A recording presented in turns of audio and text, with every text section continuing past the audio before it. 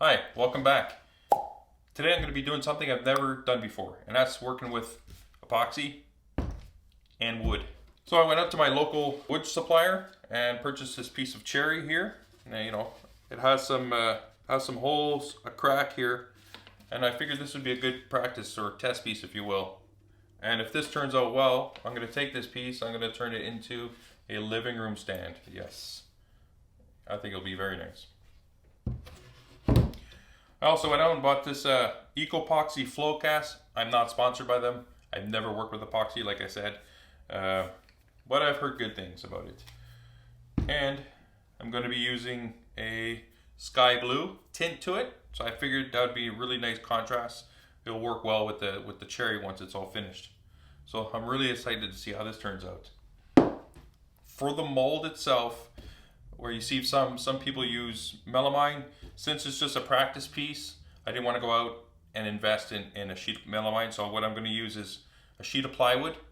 I got some plastic that I used for when I insulated my shop here. So I'll put that over the plywood.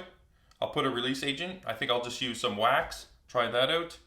Then I'll take a piece of veneer. I'll wrap that around the perimeter of this piece as a dam.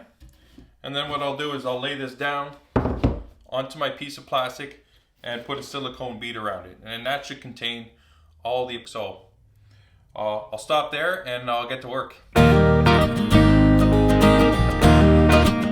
Start by removing the bark.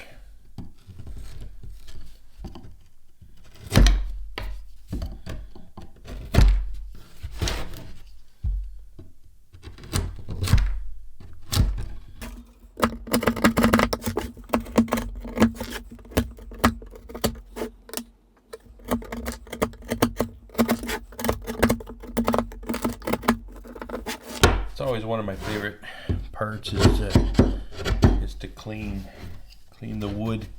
I love the transformation of taking what looks like a rough piece of wood that fell in the forest to something shiny, smooth, and beautiful. I apologize if the camera is shaking a bit. I have my camera set up on a little stand on my table, so it may be moving.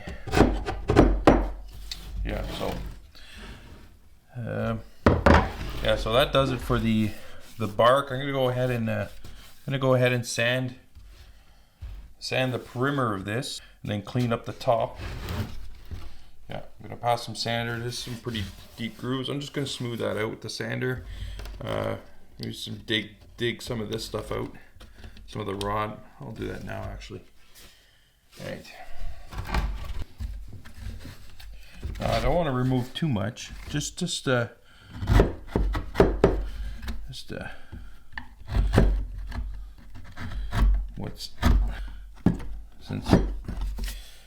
since this is not a river table with two separate pieces, I don't have to go too crazy in here. I just gotta make sure it's clean. There's no particles, as it already has a lot of integrity as a structural piece.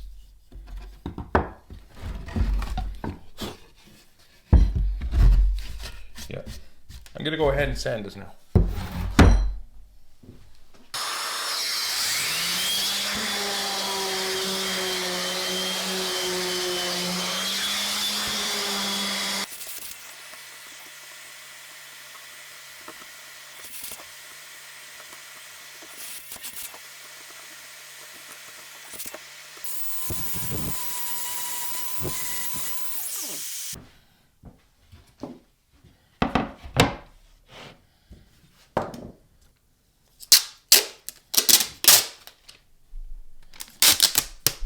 Now, instead of using the veneer, I decided to use tuck tape.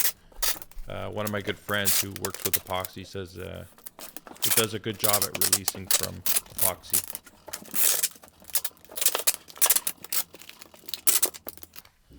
Just folding up the edges so it doesn't get stuck everywhere when I work with it. And it provides maybe a little bit more rigidity. All right.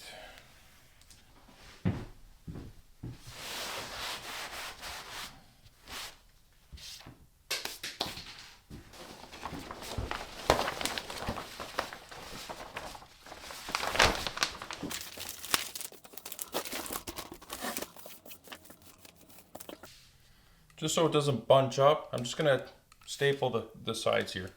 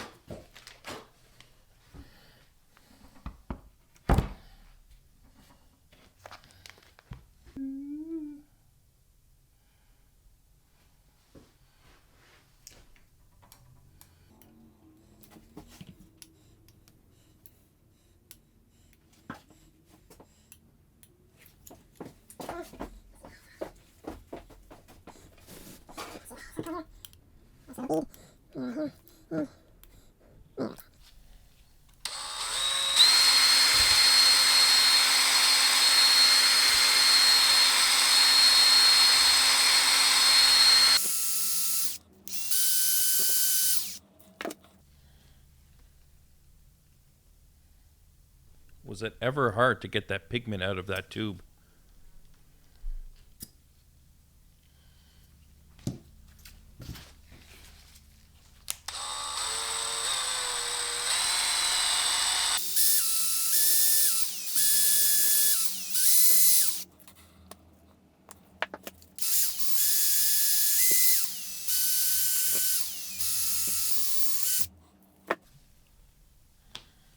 All right, here goes nothing.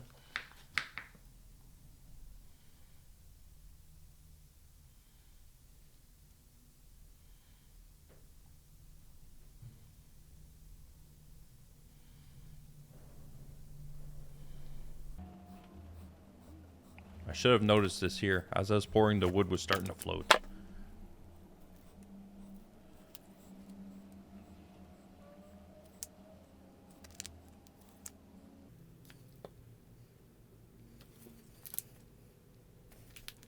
I figured I wasn't putting too much epoxy to cause any serious flotation. However, you'll see later on that I was wrong.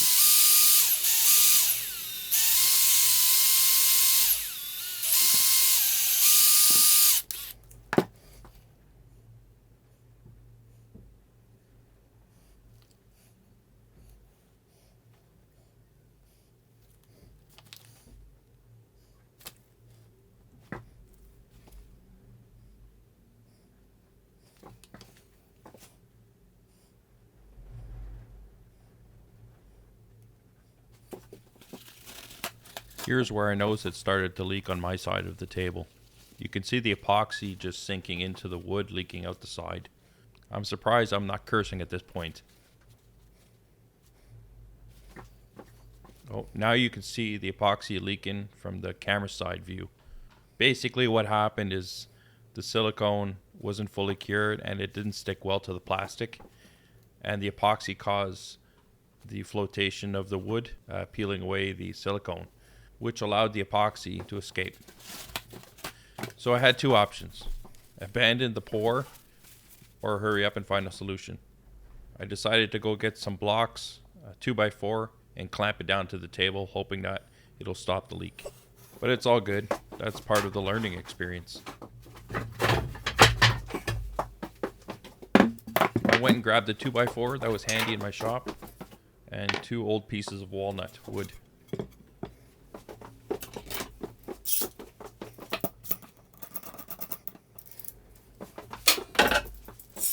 I didn't have time to tape up the blocks as I didn't want to lose all my epoxy. As I tighten my clamps, you can see the epoxy flowing back up through the top. Like I said before, this is all part of the learning process. Now what's left to do is to wait and let the epoxy harden. Alright, it's been a couple days now. Had to weigh it down. We had some leakage here and here. I'm going to spare you some time here and speed up the video.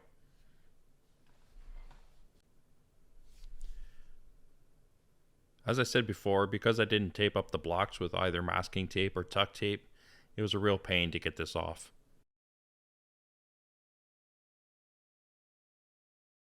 One thing that I learned, it released quite easily right off the plastic. Right, so it's not too bad. I'm gonna use my router sled and I'm gonna plane this down, see how it looks.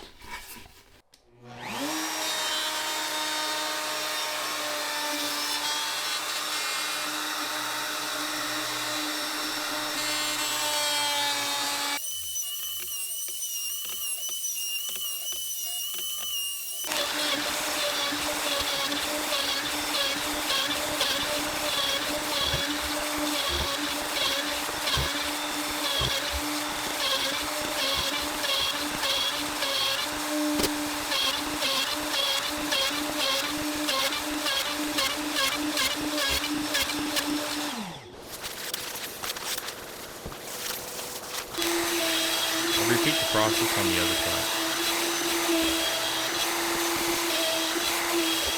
I'm going to spare you the agony of watching me sand this piece again.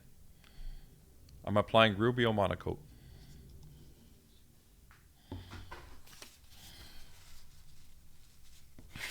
I always find it amazing the difference it makes when you apply a coat of finishing to a product.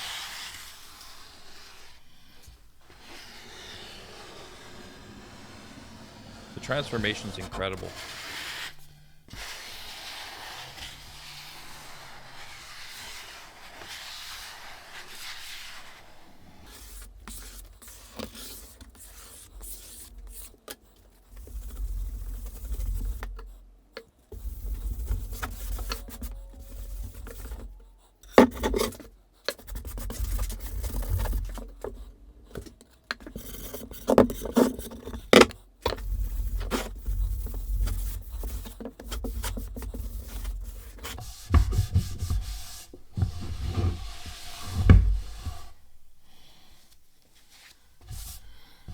I'm not sure what I'm going to do with this piece. Let me know in the comments if you have any suggestions.